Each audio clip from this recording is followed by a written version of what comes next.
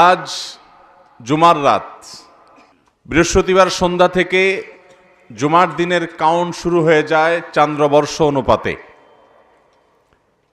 এই জন্য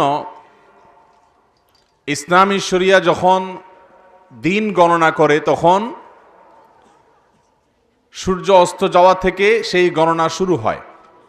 সেই হিসেবে বৃহস্পতিবার সূর্য অস্ত যাওয়া মানে বৃহস্পতিবার দিন শেষ আর নতুন দিন শুরু, যার কারণে আমরা ইতিমধ্যে জুমার দিন বা শুক্রবারে প্রবেশ করে গেছি।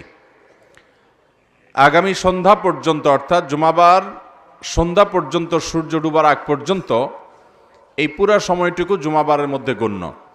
আর জুমাবার এবং শুক্রবারের অন্যতম একটা গুরুত্বপূর্ণ শ্রেষ্ঠতম আমল হলো এই দিনে বেশি বেশি করে দুরূদ পাঠ করা, সেটা রাতে এবং